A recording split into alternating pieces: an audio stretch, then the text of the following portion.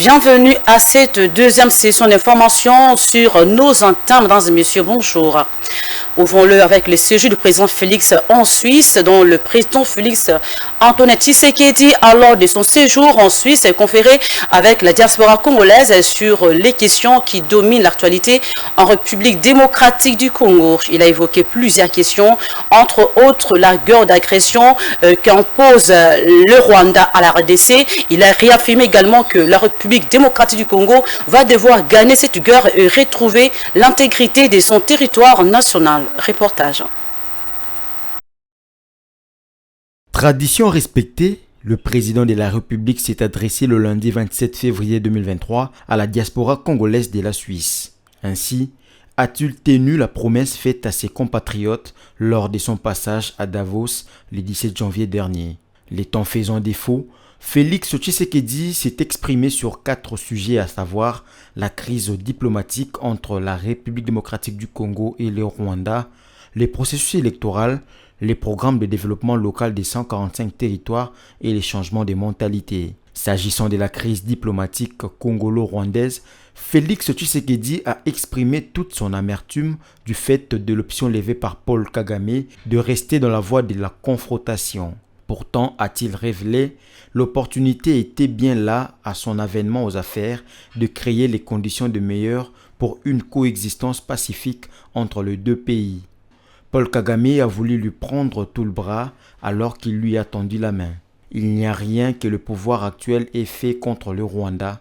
Si je mens, que Dieu me punisse, a-t-il déclaré, la main sur le cœur. Le chef de l'État a révélé la cause véritable de la réactivation du 1-23 par le Rwanda.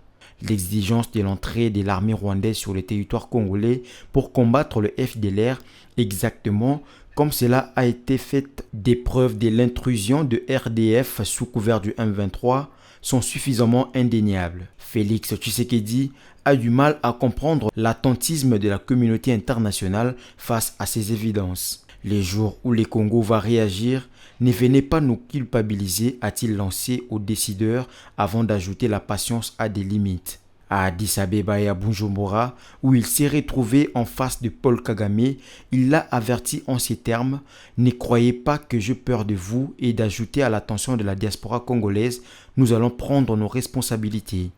Une chose est certaine, Kagame ne gagnera pas cette guerre.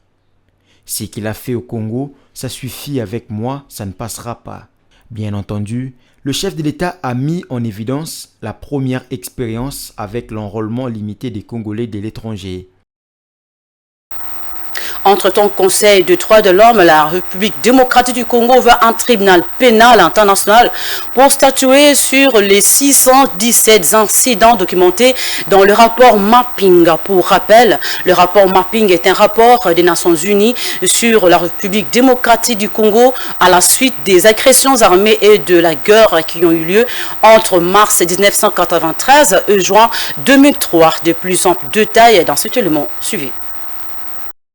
Profitant de son intervention lors de la 52e session du Conseil des droits de l'homme des Nations Unies, ouverte lundi 27 février 2023 à Genève en Suisse, le président Félix Tshisekedi a de nouveau appelé à la création d'un tribunal pénal international pour la RDC afin d'éclairer le monde sur les différents dossiers évoqués dans le rapport Mapping. Cette volonté du chef de l'État congolais répond au taux de violation des droits de l'homme qui ne cesse de s'accroître à la suite de l'activisme des groupes armés locaux et étrangers dans la partie est de la République démocratique du Congo. Ces violations, bien que déplorées par la communauté internationale, leurs auteurs ne sont toujours pas sanctionnés. C'est notamment des graves crimes commis par les différentes rébellions entre 1993 et 2023, documentés par le rapport Mapping de l'ONU. Pour la première fois de son histoire, la République démocratique du Congo s'est dotée d'une loi fixant les principes fondamentaux relatifs à la protection et à l'indemnisation des victimes de violences sexuelles liées au conflit et des victimes de crimes contre la paix et la sécurité de l'humanité.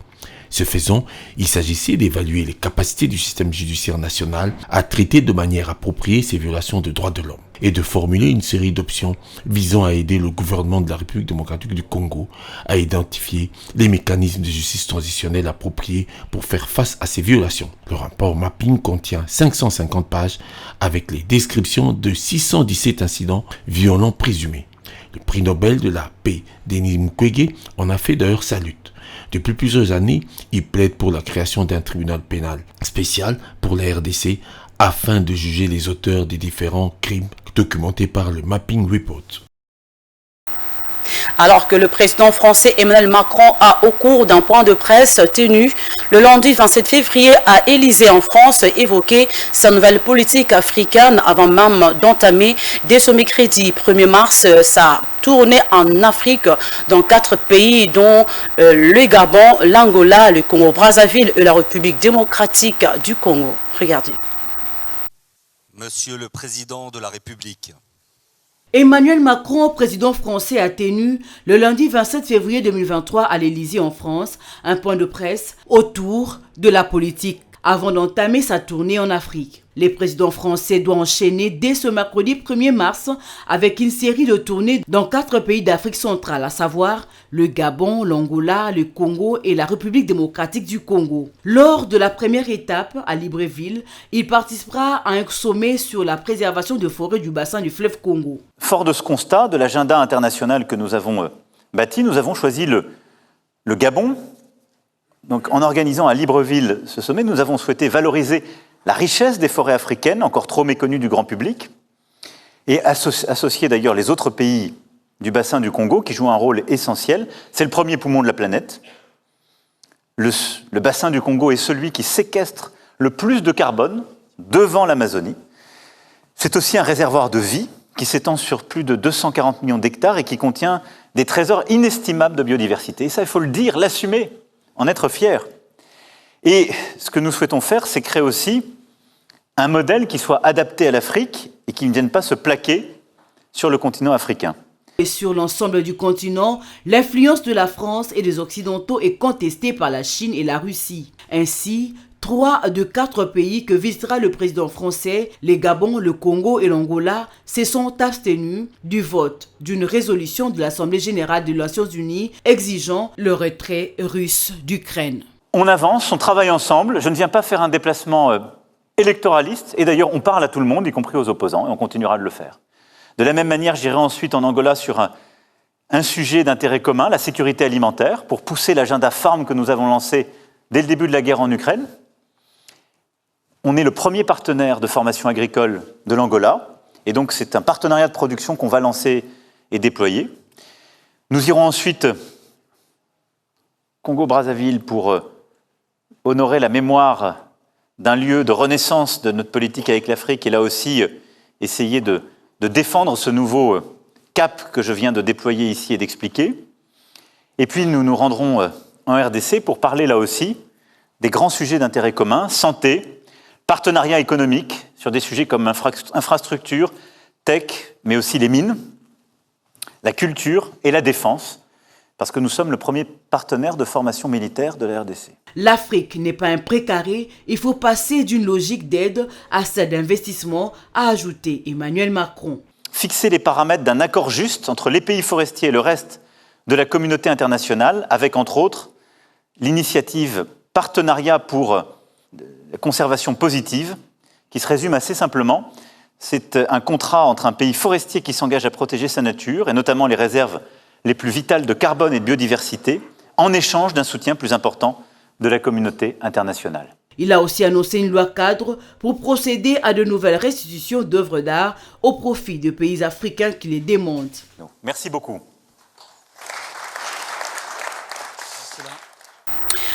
Prenons cette brève avant de boucler complètement ce bulletin d'information. Kinshasa, la capitale de la République démocratique du Congo, va devoir abriter du 12 au 20 mars prochain la 88e réunion ordinaire du Conseil des ministres de la SADC.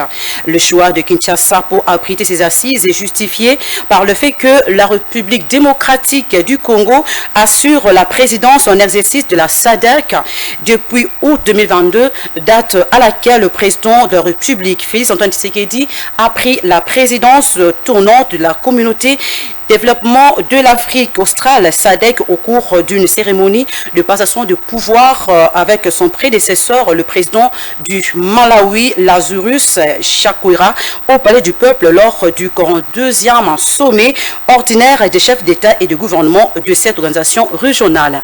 Mesdames et messieurs, c'est par ici que prend fin ce bulletin d'information. Le rendez-vous est pris à 19h juste avec Laetitia. Au revoir.